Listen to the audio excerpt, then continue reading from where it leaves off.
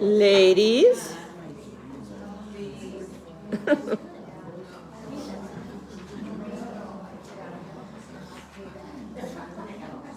So last time, no cheating. Last time we left off with Joseph in a pit.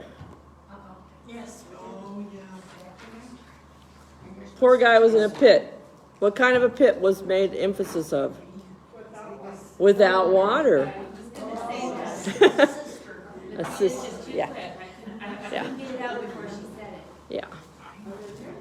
Very good. Very good. So we're going to go back and reread some of the verses that we already read and slightly covered. And we're going to cover a little bit more in them before we move on. You sound like Steve.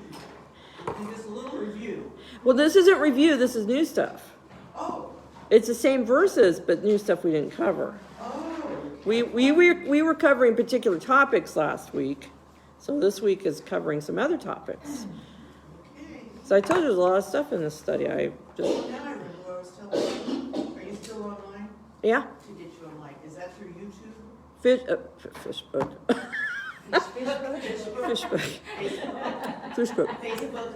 the church. Women's Bible study. Okay. You're in it.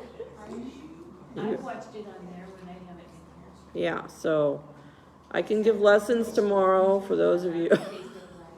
You can all learn to get on Facebook tomorrow. It's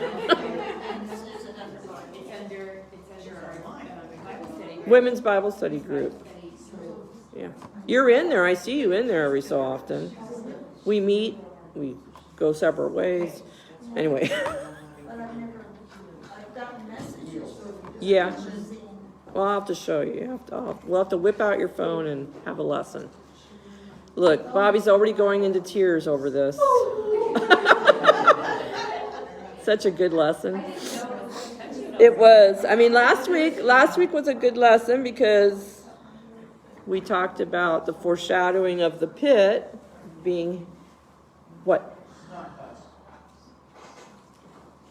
It's not us. I know. I'm so proud of that corner today. We were foreshadowing. When it was a foreshadowing of Jesus descending into Hades, right? And then what happened to Jesus? He rose. He was lifted up like Joseph. So that's what we ended with last week, which was the good news, the great part of the foreshadowing. So let's go back to Genesis 37, 21 through 22. We'll kind of reread some of the ones we already read. But Reuben heard it, and he delivered him out of their hands and said, "Let us not kill him." And Reuben said to them, "Shed no blood, but cast him into this pit, which is in the wilderness, and do not lay a hand on him, that he might deliver him out of their hands and bring him back to his father." So I don't know if you remember, a few weeks back in part 5, location. Just love that title. I mentioned that there would be some angels, some strange sort of angels that would come to the rescue, because we were talking about where this was in this location of Dothan, which is the same place Elisha was with his servant when all the angel army came to rescue them. So coincidentally in this spot, Joseph gets rescued by some of his own sort of strange angels that come to help him. And this first one is Reuben. He's a strange angel. I say that, loosely. He's not an angel. But anyway, he first saves his life by talking the brothers out of killing him. And he comes up with his cockeyed plan of throwing him into the pit, because his plan was to come back later and rescue him, right? So he rescued him in his own kind of way. He saved Joseph's life, right? So of anybody, Reuben, you might least expect to rescue Joseph, because Joseph received what? His inheritance. He was the one next. He was the one that was supposed to. Yeah, he's the one. He's the oldest brother. So for him to save him, that says a little something about Reuben. At least he had something good about him. He had some kind of compassion, some sort of love for his little brother. But if anybody wanted to kill him, Reuben should have wanted to. Because, hey, maybe I'll get my inheritance back. You know, who knows? But he didn't. He saved him. So, we'll probably most frequently find in our life sometimes that God provides us help from strange sources. From places out of nowhere we wouldn't have expected to get help. From people we wouldn't have expected to get help from. And that happened with Joseph. Who would have expected Reuben to help him? And this reminds me of a verse in Proverbs 16:7. When a man's ways please the Lord, he makes even his enemies to be at peace with him. And look, Reuben helped him out. So God can raise up friends or helpers even amongst our enemies. Sorry. Fill in the blank. You were just talking and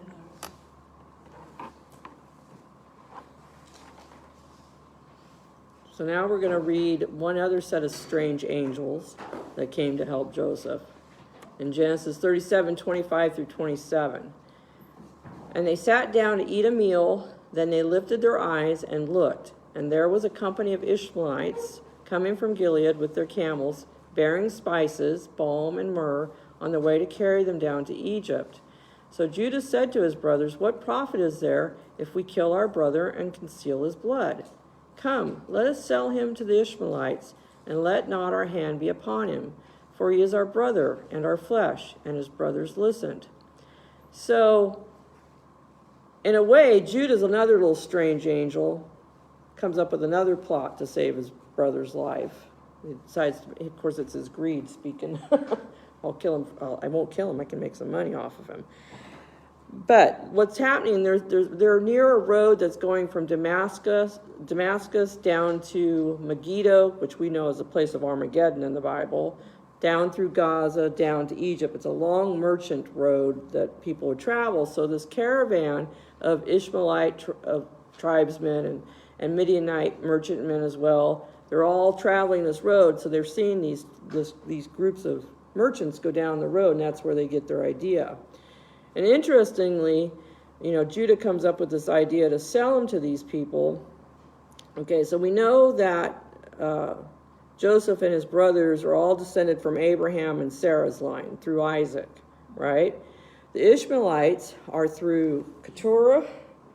I always get them backwards. Yeah, they're through Keturah, Abraham's second wife. So this is another line of Abraham's family on this trail. The other group, the Midianites, are from Abraham and Hagar.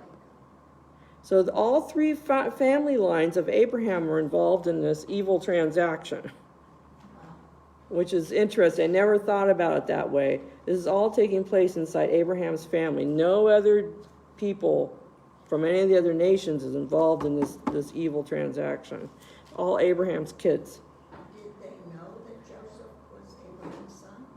Oh, I don't know. They all know what their tribes are, who they're with and associated with. They know who they come from. So who knows? The Midianites were... Hagar's, the Egyptian slave of Sarah. That was Abraham's, first son, Ishmael. Right? No. I'm getting it backwards. Huh? Yeah, I said it backwards. Okay, because I was Yeah. thinking that, and then when you said somebody else, I thought, oh. I said it backwards. The Midianites are from Keturah, the second wife of Abraham after Sarah passed. Yeah, I said it backwards, sorry. But they're all from the same genealogical line. The Midianites. Yeah, the Midianites were from Keturah. From Ishmael, from Hagar. Right. I had it backwards. Sorry about that. So, I'm sorry, who was from Hagar? Ishmaelites. Okay, That was the first son of Abraham. yes, I know that. So, I didn't know Abraham had any more for a second wife. yeah, he married Keturah after Sarah. I don't know that they were married long, but they had kids, obviously, so, He died, I mean, she died pretty quickly. yeah. Or at least it was like a couple of verses. Yeah, they didn't talk much about it, but anyway, it created the Midianites. Tell him he was 100. I know. That's true. But he still had more kids. So anyway. So now we're going to get to the point where I'm finally going to tell you after 9 weeks, why did Moses bother to tell us that Joseph was 17? So then the Midianite traders passed by, so the brothers pulled Joseph up and lifted him out of the pit and sold him to the Ishmaelites for 20 shekels of silver, and they took Joseph to Egypt. So what happened was they had to sell him for 20 shekels because he was 17. They sold him for the price of an underage slave. Oh, Now, who else was sold for a low price? Jesus. Jesus was sold for 30, the price of an adult slave. So he foreshadowed Joseph being sold for 20 pieces of silver, the price of an underage slave, foreshadowed Jesus being sold for 30 pieces of silver, the price of an adult slave. They were both sold for the price of a slave.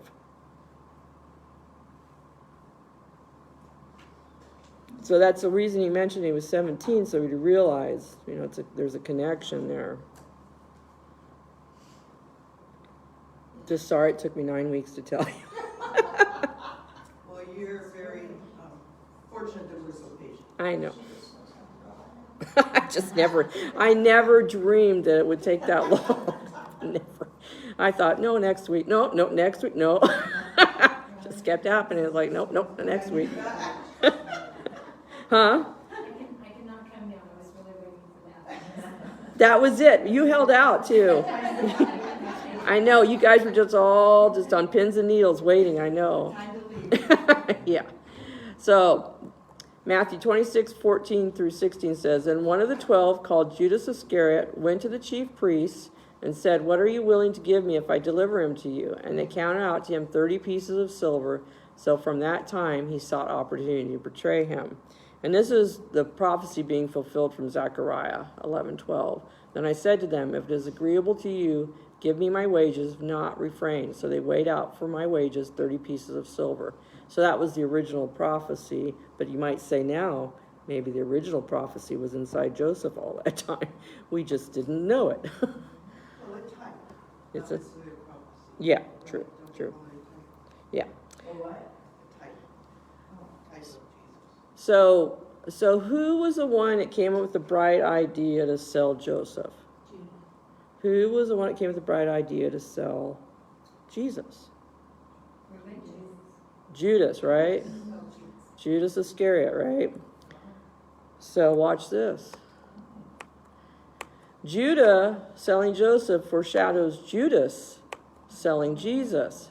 Judas is the equivalent to the anglicized King James form of the New Testament Greek name for, wrong button, Judas. It's actually the same name.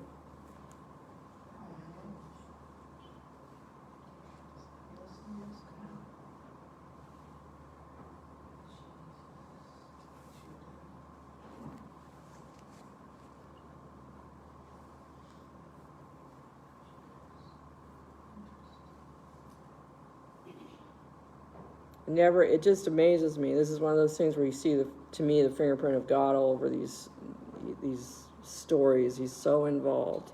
Did you know these things before you started studying this? Not this, there's a few little things, but yeah, I was like, oh, this is so good. I enjoy studying, so. Okay, so let's move on a little bit further. That 37:29 through 30. Then Reuben returned to the pit, and indeed Joseph was not in the pit, and he tore his clothes. And he returned to his brothers and said, the lad is no more, and I, where shall I go? Oops, wrong place, sorry. So look what happens. Reuben's returned to the pit. Joseph's gone, and he tore his clothes. He's grief-stricken. He's totally upset. Where's my little brother? His plan's gone awry. Fears the worst, no doubt. And he thinks he's the one that's going to get blamed, interestingly, because he says, where shall I go? He doesn't think his brothers are going to get blamed, who are the ones that did all this. It's going to be him taking the heat, because he's the oldest. He's still taking responsibility on for what goes on in the family to a certain degree. He probably thinks they went ahead and killed him anyway. Yeah, I imagine he's thinking probably all kinds of things. So now he doesn't know what to do. Should he go home? He's in big trouble, right, with his dad and everybody else. So I thought that was interesting. I never thought about that much before. So Genesis 37:31-32. So they took Joseph's tunic, killed a kid of the goats, and dipped the tunic in the blood. Then they sent the tunic of many colors, and they brought it to their father and said, "We have found this. Do you know whether it is your son's tunic or not?" What smart Alex, what insensitive, mean boys. I just can't believe doing it. They're so sarcastic. It's like how they know their dad's going to recognize that tunic, and to say it like that. Well, they wanted to make him think they hadn't seen it. Don't you think? I don't know. I just. Well, I didn't know that it said that. I know you went out to see them with it on. Well, this is the second trip out, at least that we know of. I mean, it's the second encounter that we know of. Yeah, because the first time was when he went out and told him the dreams, I believe. Did he have the coat on? I think so. I think that was when he had the coat on the first time. That coat everywhere. Yeah. Yeah, but I don't know when he got it. I think it was before the dreams. Yeah. Where's it versus? Yeah.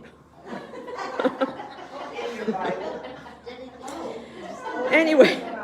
Anyway, I mean, just part 2, part 3.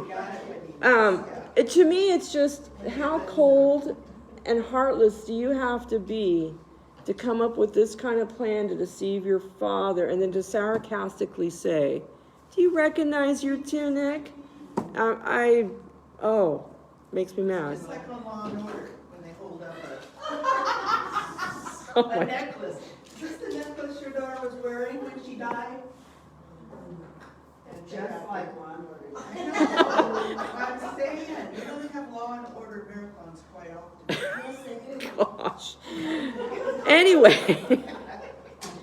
I find it horrifying.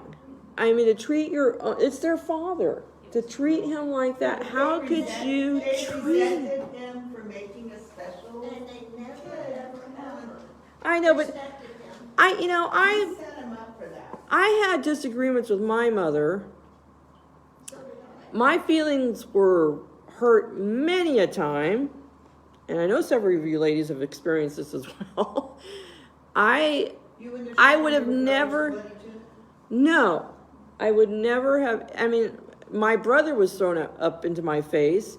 I would have never done anything to be mean to my brother or mean to my parents. You know what I mean? But you were taught a different thing. You were a respectful daughter, even though you weren't always obedient daughter. What? I was the obedient one. All the time. I obeyed in person. While you In were my being watched. mind, no, in Whoa, my mind, we're learning the dark side of Pam. Is it I always confessions did time? what Yeah. you told me to do because I was afraid not to, not because I respected her. Exactly. And the environment that they were raised, it was so difficult. So that's showing the kind of family. Right, the way that men they had become. environment, all those ladies fighting to go with Yeah. Yeah. Oh, Yeah, you know. Oh, I know, they I'm weren't. gonna get the mandrakes and I'm gonna pay to have sex Right. with you. Yeah, right. What? How could they possibly go any other direction than the way that they Oh, were I know, raised? they were not raised by godly Jacob at all. Children up in the way that they should go, and they're only those with Yeah. popular. Well, no, but this is Jacob. So Jacob was, for all those years, was Mr. Deception. Yes, Miss Debbie.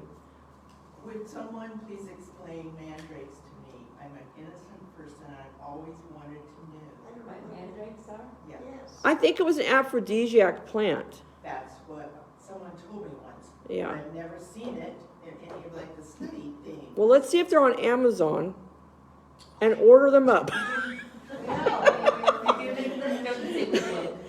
You never know these days.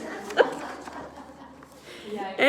Anyway, But that's what it Let's just is, look what at a the TV TV show. show. yeah, right. Okay. But if you put the, Yeah, I And so then, They were also very valuable, and it was more the value of what they were doing than anything else. But it was And they valuable wanted to because hurt that other person and make them pay. So it's there's a whole bunch in that thing, but yeah. But they were valuable because he was a trickster. Right. I know they learned all their values from Jacob. It just is to me just so heartless. Yeah. One of the things he points out is that Jacob was a miserable dad. Well, yeah. That's what we've talked about. He didn't get excited about kids till he had the last two. Right. The others he just kind of like. But what we talked about before that was because of his change. That was after he met with God and wrestled with God, and his life changed. So they didn't raise themselves. Oh, I know they were raised in a horrible environment, but I just think it's just such a horrible thing to do to your father. It just bugs me. But anyway, they hated him, yeah. So anyway, complete sarcasm. But I want us to. So they killed a kid, used a goat, not a kid, but a goat. Let's be specific here. A goat kid, and used the blood to dip the tunic in, right? So I want to read us some verses out of Leviticus to get us some background. Leviticus 16, 7 through 10. You shall take the two goats and present them before the Lord at the door of the tabernacle of meeting. Then Aaron shall cast lots for the two goats, one lot for the Lord, and the other lot for the scapegoat. And Aaron shall bring the goat on which the Lord's lot fell and offer it as a sin offering. What? I was just wondering, did that whisper?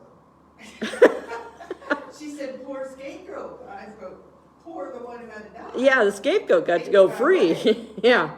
Go out to But the goat on which the lot fell to be the scapegoat shall be presented alive before the Lord to make atonement upon it and to let it go as a scapegoat into the wilderness. So he got set free. So I'll explain this. The presentation of the blood of the goat kid on Joseph's tunic foreshadows Jesus' blood that was presented to God the Father. And I'll explain that.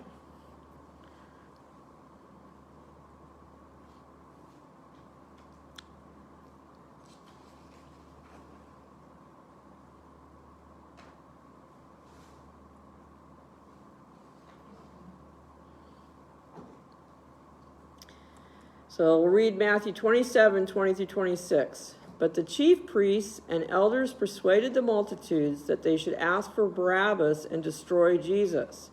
The governor answered and said to them, which of the two do you want me to release to you? They said, Barabbas.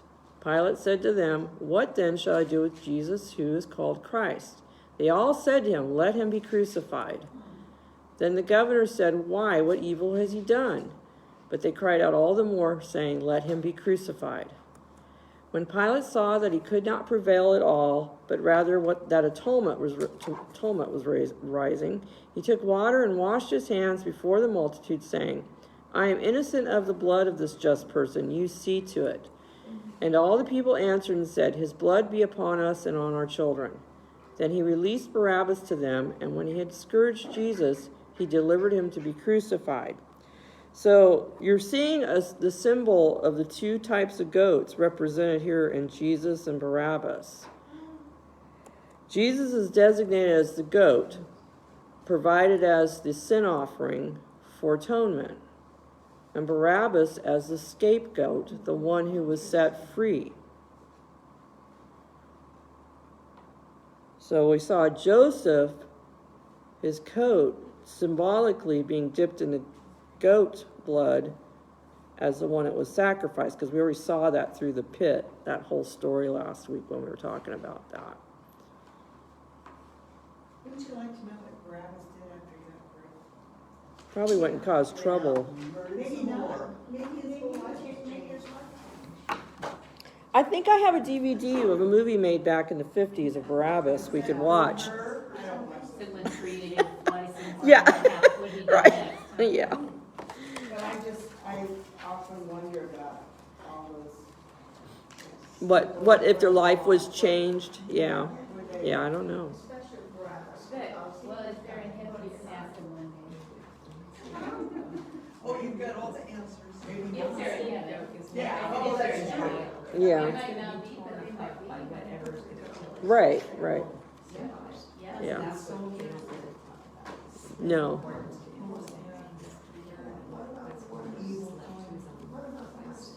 Right.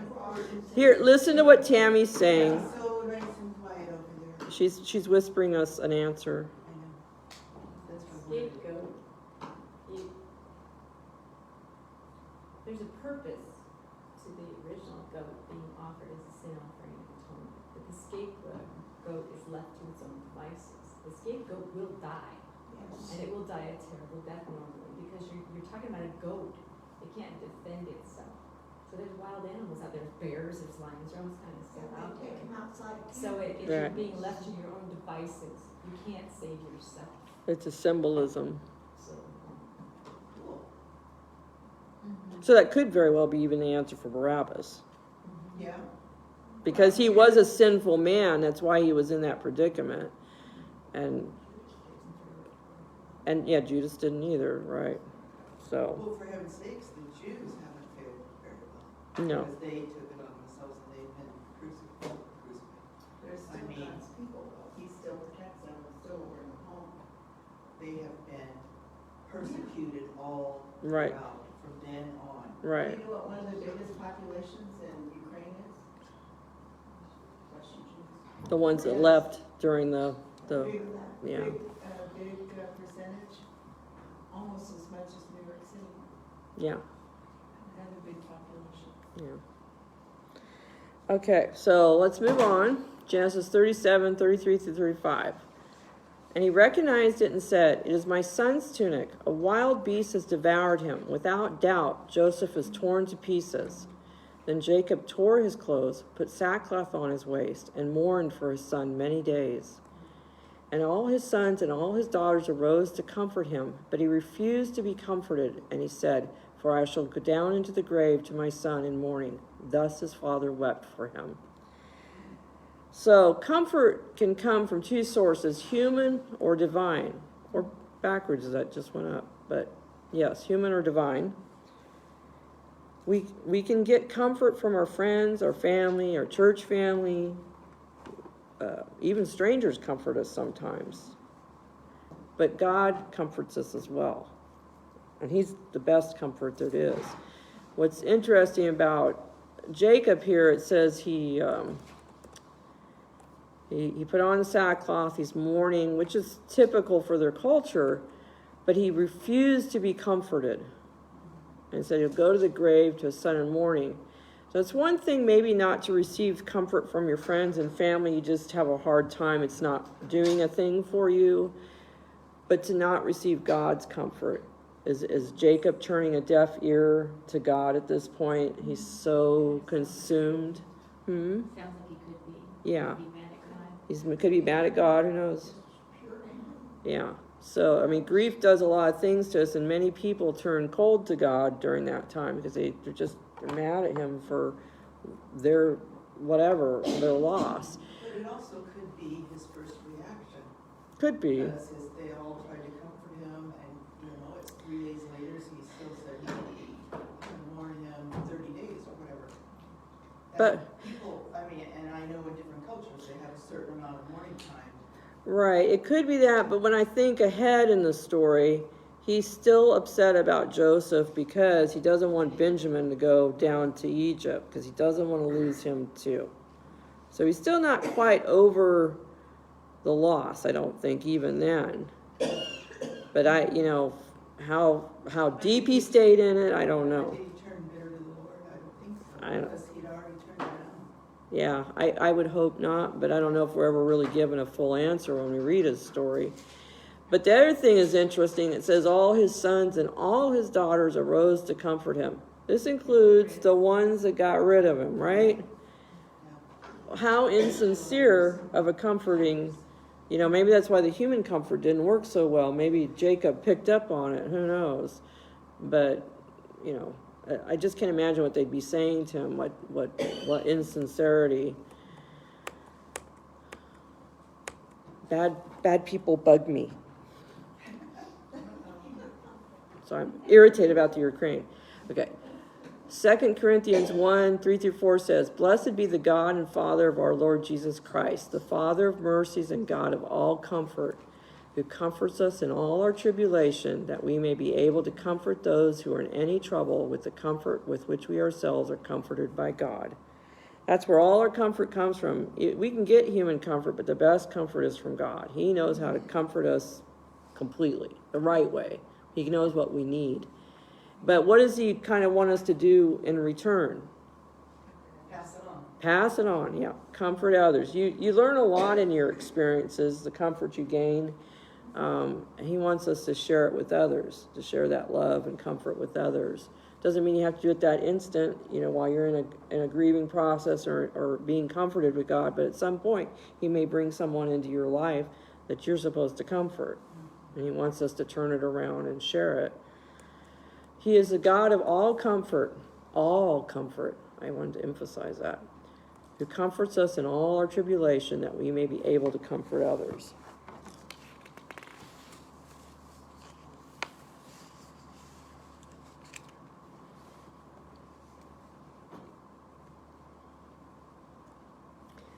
And who can't forget Psalm 23:4? Yea, though I walk through the valley of the shadow of death, I will fear no evil, for you are with me. Your rod and your staff, they comfort me. And do we remember what the rod and the staff were from our study? The rod was to protect, like, that you could hit something. Like, Right. And the staff was to Pull back, right? And they provide a form of comfort for the sheep. And they spiritually equated to this. We can gain comfort from our good shepherd through his word, which is the rod. That's what we learned when we were studying that. And his spirit, which was the staff.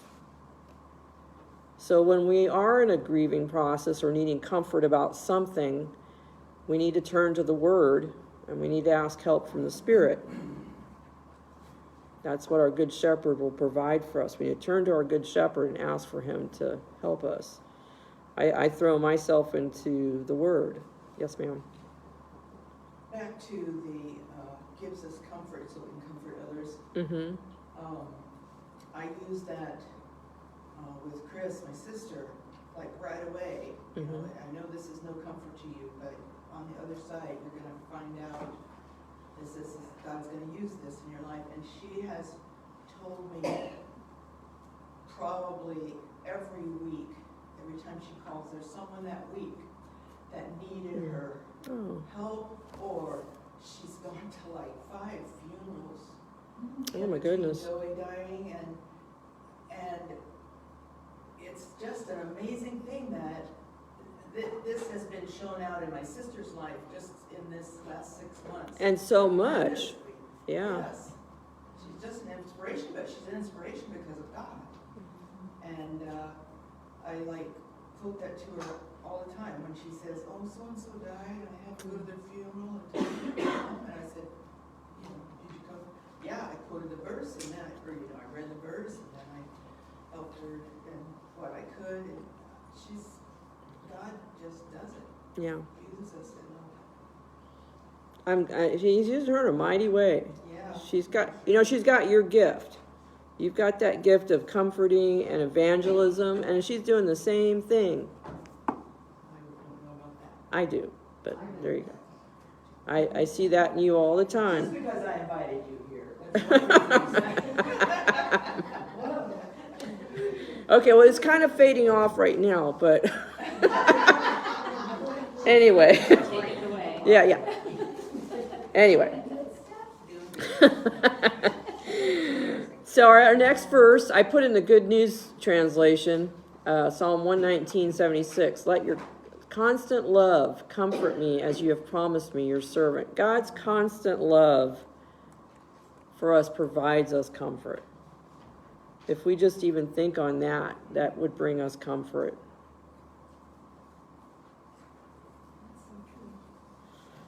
Sometimes we get so caught up in whatever, and we take our eyes off of how much he loves us or what he's done for us. And if we just turn our eyes back and start thinking about that. Mhm. When He's good for our good. Right. You know, our anger or our disappointment or our pain Mm-hmm. causes us to get angry and pull away. He uses that to restore us Mm-hmm. and bring us back to Him, sometimes stronger than we were before, in a more faithful way than we were before. Right. I'm not using the right words, No. but you go through this period of pain, and sometimes if you'd accepted it right, it wouldn't have been such a big thing. Wouldn't have been as bad. But when Yeah. you're hurt, and you dwell on that. Right. But then God sometimes says, wait. Mm-hmm. You've got an enemy that is constantly reminding you Oh, of the yeah. thing too. In case Yeah. you want to Yes. focus on God, you've got But someone it always goes reminding back you. to the verses we talked about before. We have to control our thoughts. Right, When we control right. our thoughts, God can bring us back. Right. But we can't dwell on the stuff that hurt us forever. Oh, I know, and that's what the devil likes to make us try to focus more on that stuff. Psalm 34:18. The Lord is near to those who are discouraged. He saves those who have lost all hope. What is that translation? I'm wondering if I forgot to change it. It could be good news again by accident. I wasn't meaning to do that, but And save those who are. right, that's this. The Lord is near to the brokenhearted and those crushed in spirit. That's New King James, which is probably similar to King James. I probably forgot to switch my translation.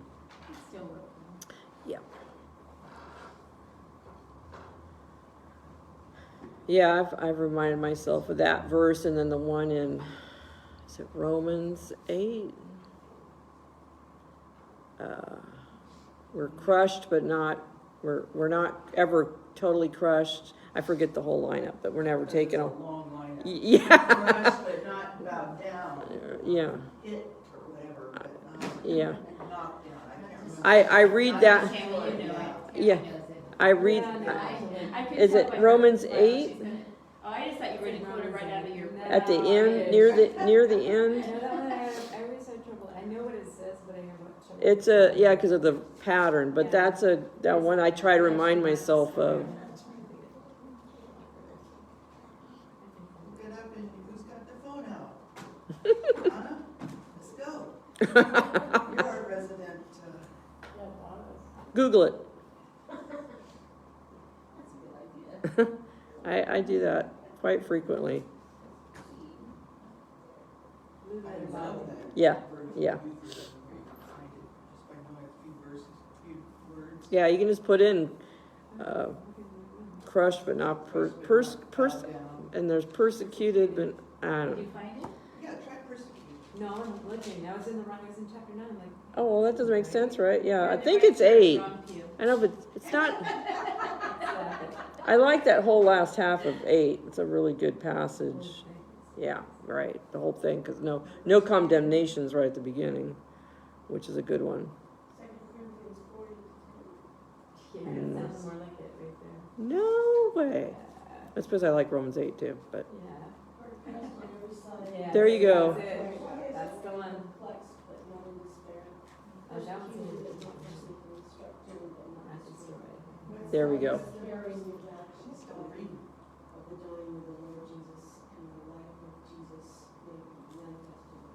So what is it? 2 Corinthians 4, 8 through 10. 2 Corinthians 4, 8 through 10.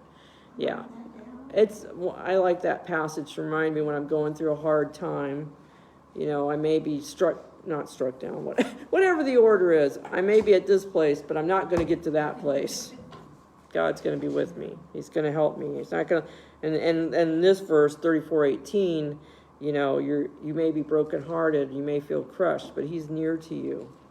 He's near to you. You need to cling on to that. You may not feel like it, but He's there with you, going through it with you.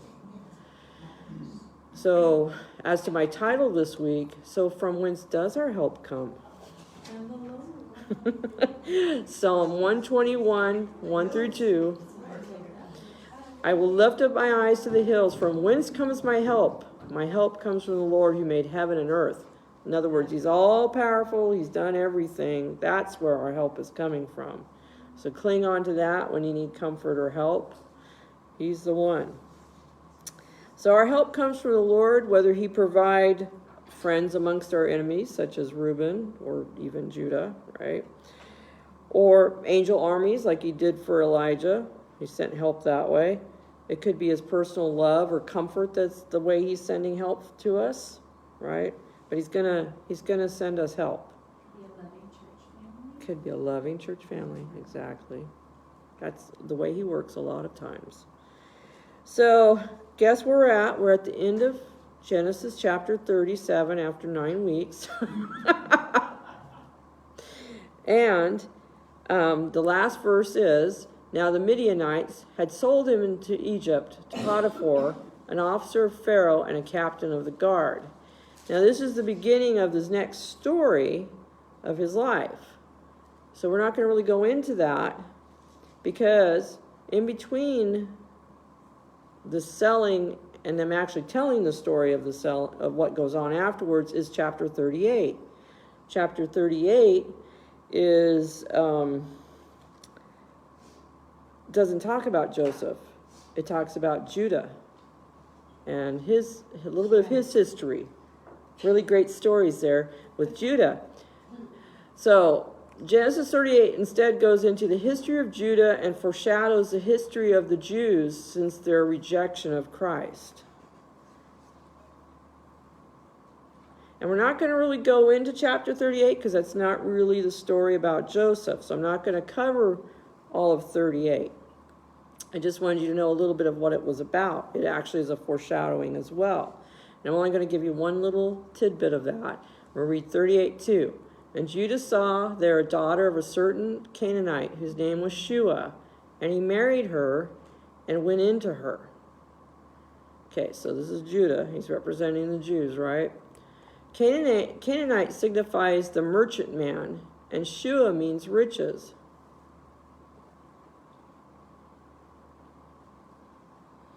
So the story is speaking to what happened to Judah once Joseph was out of the land, just like there's a story of what happened to the Jews once Christ was out of the land, right? So this is a foreshadowing of that. So the meaning of these names are going to give us some of the characteristics of the Jews during the centuries after the cross. What do you think comes to your mind a lot about the Jews over history? Merchants.